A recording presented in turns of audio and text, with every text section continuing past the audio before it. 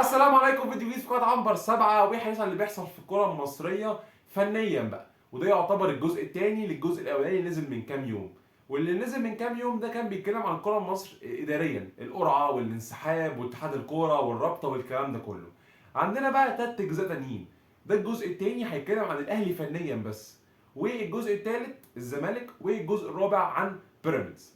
نلف كده على الانديه ونشوف فنيا ايه اللي بيحصل والكلام ده كله. فده الجزء الثاني عن الاهلي، وهنتكلم فيه عن موضوعين مهمين جدا: الاهلي وصن داونز اللي لسه خلصان من شويه، والتوقعات لماتش العوده هيبقى عامل ازاي، والنقطه الثانيه وهي ان كولر يمشي ولا يقعد. وهنتكلم عن تفصيله كده في ماتش الاهلي وبيراميدز. فتعالوا نشوف ايه اللي هيحصل. نبدا باول موضوع معانا وهو الاهلي وصن داونز. والحقيقه اللي حصل في ماتش النهارده هو بالنسبه للتوقعات اللي كنا داخلين بيها الماتش هو حصل احسن بكتير من التوقعات. شكل الاهلي افضل، شكل الاهلي مركز اكتر، وتحسه هو نازل لاول مره من كام ماتش او لاول مره من شهرين. تحس الاهلي عارف هو عايز ايه من الماتش، في فكره واضحه من المدير الفني، حتى لو الفكره تقليديه بس انت شفت فكره وتنفيذ من اللعيبه لحد 90 دقيقه بشكل مميز وبشكل مثالي. بصراحه الاهلي النهارده ادى درس دفاعي بشكل حلو قوي في بريتوريا، لان المنظر في ماتش بيراميدز كان مش سهل خالص، المنظر كان سيء جدا. وفي نقطه كده هقولها في اخر الفيديو على ماتش الاهلي وبيراميدز. فانت الاهلي نزل عندك بالخمسه 3 2، مارسيل كولر نزل بالخمسه 3 2 او الخمسه 2 3، لان انت كان عندك طاهر وامام وجراديشار. امام شويه بيخش في نص الملعب وشويه بيتحول جناح شمال، وهو ده الدور اللي كولر جايب امام عشانه. وعشان كده في الماتشات اللي زي دي بتحس بفرق الكواليتي عند امام شويه عن قفشه وعن السوليه وكده، لانه بيقدر يديك كذا ادوار ويقدر يساعدك دفاعيا وهجوميا. والنهارده امام عاشور بصراحه الشوط الاولاني هو عمل شوط مثالي ومباراه كامله مثاليه. وهنا لازم تاخد بالك في نقطه برضه، ان اللعيب المصري هو ماتش بحاله وماتش كويس، لان انا نفس الشخص في اخر الفيديو هنتقده في ماتش بيراميدز. شوف انا واصل لمرحله ايه. فعشان كده بقول لك انت قيم اللعيب بالماتش بماتشه. هنا انت مش بتتكلم على يمين يامال ولا بتتكلم على فينيسيوس جونيور ان هو هيديك موسم كامل بنفس الاستمراريه. لا، انت هنا اللعيب المصري بتقيمه ماتش بالماتش.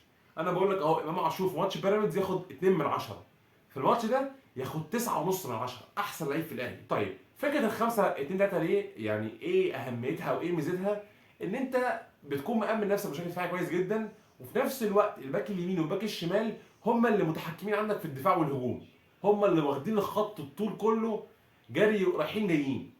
وعندك نص الملعب فيه شويه منهم دفاعيين وشويه منهم هجوميين، والهجوم بيبقى عدده اقل شويه بس محتاج واحد فيهم بيبقى شكله زي المحطه كده.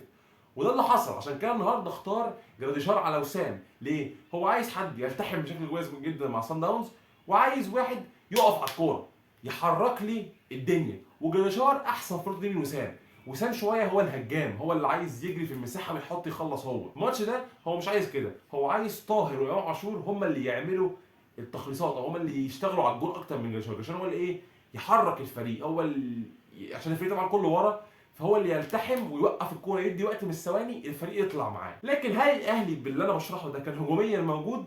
لا. هو تحس ان الاهلي عارف كل مركز ادواره محتاجه ايه، بس ما كانش فيه فكره هجوميه متفق عليها بصراحه. كان كل الشغل فردي قوي لامام عاشور. مش قصدي حاجه سلبيه على امام عاشور، بس انا قصدي ان الخطه كلها معتمده ان امام عاشور وجراديشار يتصرفوا قدام هم هجوميا، لكن اهم حاجه عندي ان دفاعيا قافلين صح. والحقيقه الاهلي مقفل صح. انا اسالك سؤال اهو، في الماتش بعد ما الماتش خلص، فاكر اي فرصه صن داونز؟ لا، لان اصلا صن داونز ما عملش ولا فرصه. دي بقى النقطه القويه اللي تاكد لك ان انت اخترت تقطع فيه الدفاع ونجحت فيه. ساعتها اقول لك برافو. في 20 25% ناقصاك في الهجوم، انت ما عندكش فكره فيهم. بس انت بالنسبه للاداء اللي انت عامله الماتشات اللي فاتت، وبالنسبه ان انت صن داونز عندك ذكريات مأساويه، فانت خرجت باللي انت عايزه. وهنا ده بقى عندي نقطه على مارسيل كولر، وهي العتاب بقى. الشوط الثاني دخلت استلم بنفس الفكر، صن داونز عمال يباصي مستني تتفتح له ثغره. والحقيقه صن داونز انا بصراحه ما اعرفش هم الموسم ده شكلهم عامل ازاي، ده اول ماتش اتفرج عليه صن داونز بصراحه. بس صن داونز اللي انا شايفه دلوقتي مختلف تماما عن صن داونز السنين اللي فاتت. حتى المدير الفني بتاع الموسم اللي فات اتغير تقريبا، راح مسك الوداد ولا حاجه، جابوا مدير فني جديد.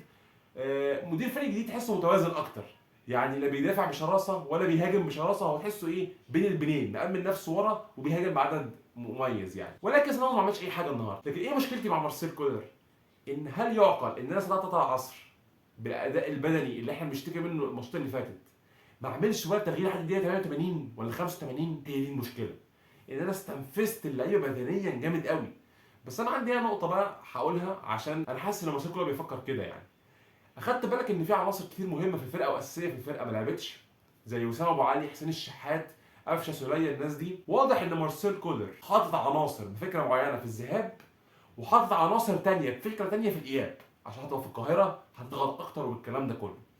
عشان كده الشحات وسام ابو علي ما نزلوش اعتقد، لان هو حاطط فكره وسيناريو تاني للماتش تاني. بس برضه في لعيبه واضح قوي ان هي مستنفذه.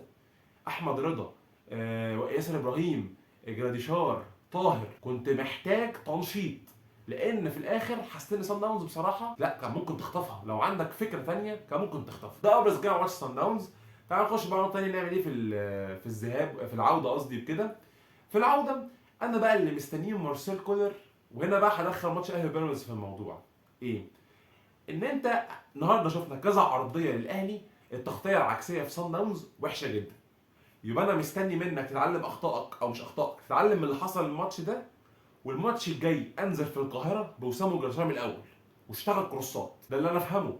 يعني انت شفت النهارده المنظر عامل ازاي، شوف صن داونز في الدفاع في الباك اليمين وباك الشمال، اي العرضيات تغطيه عكسيه سيئه جدا. والاهلي لو كان مزود واحد ولا حاجه قدام كان ممكن يخطف بسهوله. تاني حاجه، انا عايز في ماتش العوده يبقى في بقى جراءه، وهنا بقى انا هربط بماتش الاهلي وبيراميدز. ماتش الاهلي وبيراميدز مش معقوله من الدقيقه 58 مطلوب منك واحد، اللي هو بيراميدز يعني مطلوب منه واحد، والاهلي ما عملش ولا فرصه غير الجول اللي في الدقيقه 95. ليه؟ وازاي؟ فين الجراءه؟ فين الروح؟ فين الشخصيه اللي انت عايز تكسب الدوري انت؟ تاني حاجه، انت الذهاب في الدوري المصري في ماتش الاهلي وبيراميدز اتطرد واحد من بيراميدز برضه بدري، اللي هو احمد توفيق. طيب حصل نفس السيناريو الماتش التاني اللي هو كان من اسبوعين ده. فين بقى التحضير؟ فين التحضير للسيناريو لو واحد من بيراميدز اتطرد؟ دي بقى مشكلتي مع مارسيل كولر. وهنا بقى نرد على اخر سؤال، هل نعم او لا لمارسيل كولر في البقاء والاستمرار؟ انا مشكلتي مع مارسيل كولر الفتره اللي فاتت ان مارسيل كولر ما بقاش يقدم حاجه جديده. بقى مدرب تقليدي كلاسيكي، عنده فكره واحده هو اللي شغال بيها. وعشان كده في ماتشات كتير بتحس ان الاهلي ما عندوش بلان بي. بتحس الاهلي بيعمل خطه معينه وما عندوش فكره ثانيه. دي مشكلتي مع مارسيل كولر. انا من الناس اللي شايفه ان لو مارسيل كولر في نيه رحيله قبل كاس العالم للانديه يبقى ما تتاخرش، ما تستناش بقى لما اكسب صن داونز واروح استنى النهائي. لا، لو انت عندك النيه انك تمشيه مشيه. لو انت مستني النتائج او لا، يبقى عشان الوقت متأزم سيبه يكمل كاس العالم. ده رايي. لكن طبعا لو خسر من صن داونز هنا يمشي فورا. لكن انا بتكلم انه لو كسب صن داونز خليه قاعد بقى، لان الوقت مش هيسمح لك خالص انك تغير مدير فني. فانا كده عندي حالتين امشي فيهم مارسيل كولر. لو انتوا عايزين تمشوه كده كده قبل كاس العالم وكده كده هيمشي يبقى يمشي. لو خسر من صن داونز يمشي. اي حاجه تانية غير كده يفضل قاعد وخلاص. وبس، ده كان كل اللي عندي. اكتبوا لي في الكومنتات ايه رايكم في توقعاتكم نتيجه الاهلي وصن داونز في العوده، ومارسيل كولر يقعد ولا يمشي. وبس كده، يلا سلام.